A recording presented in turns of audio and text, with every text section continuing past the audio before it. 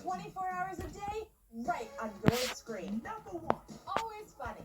Oh, we're never not on.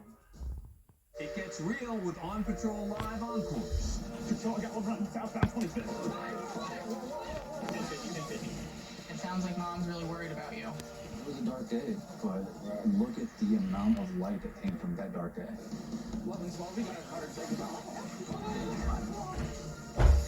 On Patrol Live Encore streaming all day and night every Saturday and Sunday on Reel's Famous Ninjas.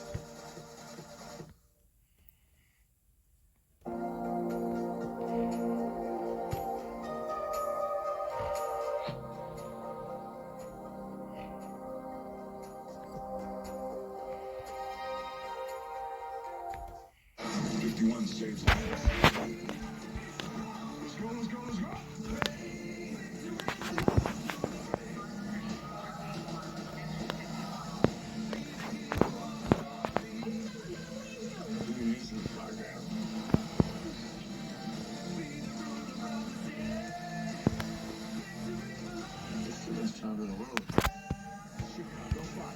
All day Tuesday, 11:10 Central on ION. The $5 original Pollo Bowl. Like ordering from the value menu, but actually good food. The $5 original Pollo Bowl, only at El Pollo Loco. Prices and participation may vary. Tax extra. Double Pollo Fit Bowls are back with 2 times the fire-grilled chicken to crush your protein goals. Plus avocado and super greens. Run, don't walk. Double Pollo Fit Bowls, only at El Pollo Loco. Sally is falling into some quicksand. Let's go!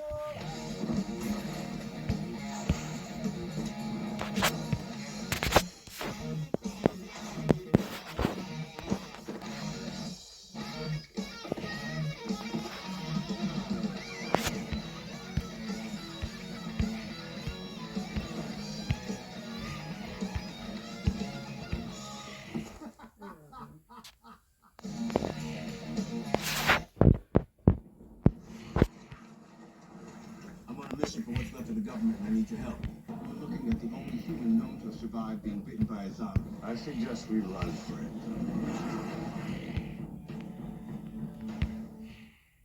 I've always considered Harold Coyle a mentor, almost a father figure.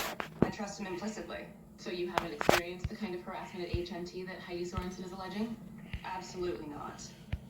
And you know, Harold and I have discussed this, and I can tell you he's incredibly hurt. He's treated Heidi with nothing but respect. Marjorie's a real pro. Coyle knows what he's doing. We knew that this could happen. He's just playing hardball. So what happens now? Well, if we want to take it to court, you need more for the jury. So, Heidi, did you tell anyone about the assault? Send a text, send an email. No, Marjorie was the one person I confided in. Look, I know that you want to go after Coyle criminally, but the fact is you may have more leverage pursuing a civil case. This isn't about money. Do you know Gwendolyn Gates? Yeah, she was an anchor at HNT 10 years ago. She's on her way to her squad room. She says that Harold Coyle assaulted her too. I turned on the TV. Saw Marjorie Evans spouting that inane defense of Harold. I couldn't stay silent any longer. Thanks for coming in. I should have known it wasn't just me. Tell us what happened with Coyle. You're gonna need more paper. So HNT is doing our job for us. The more audacity they have with their denials, the more it's backfiring. Liv, 2 more women that worked for HNT say they were harassed by Harold Coyle. Well, now we're getting somewhere. Get their statements. All right, so we got 4 women, all former HNT employees, with credible stories of harassment going back 15 years. Okay, good. What's the bad news? They're all allegations of misdemeanor assault from over 2 years ago, outside of the statute of limitations. Except for Heidi's rape, which is a he said, she said. And one allegation of attempted rape. Alana Reed, 20 years old, she quit right after the incident. Tell me she went to HR. No, but she was George Stannis' assistant, and he already hates Coyle. This gives him one more reason. She was 20 years old, just like my daughter. Coyle is a bad guy, George. Why didn't Alana tell me? Maybe she thought you wouldn't believe her. Maybe she thought you wouldn't back her up. Like Heidi. Heidi and I have been behind the news desk in the foxhole for 7 years. Nobody has her back more than I do. And act like it. Testify that you saw how upset she was after the rape. We need somebody to back her story up. I want to. I do. But I can't. George, you said you had a daughter, right? Well, she must have heard about this on the news. She doesn't ask you what you know. What you doing about it? This is a kamikaze career move. Think of it like this. You'll go down as a hero.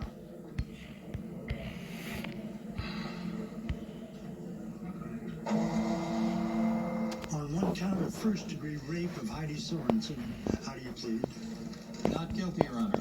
People on bail? Given Mr. Coyle's financial resources, including an on-call private jet, we believe he's a flight risk.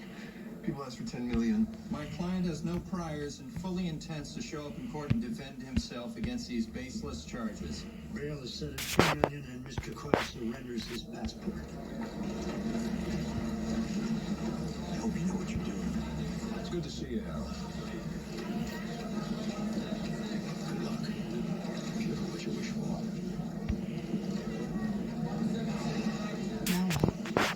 I filed a motion to include the testimony before the victims. The defense files a motion to exclude.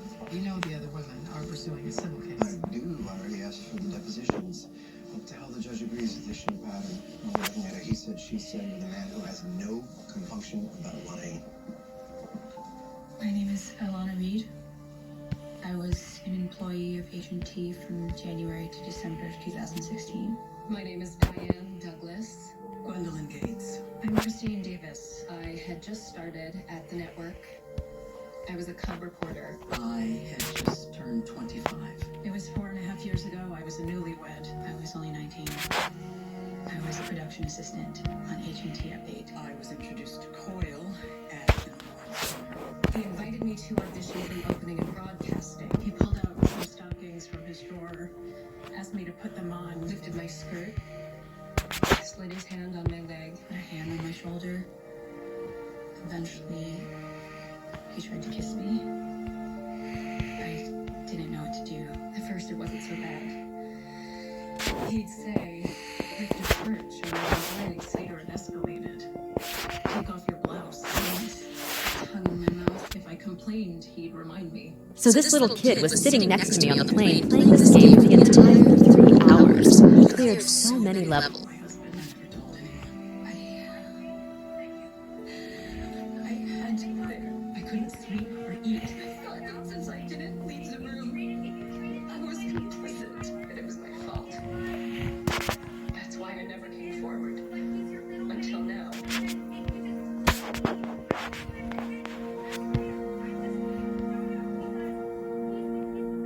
Gentlemen, I reviewed the depositions at issue and I'm prepared to hear arguments.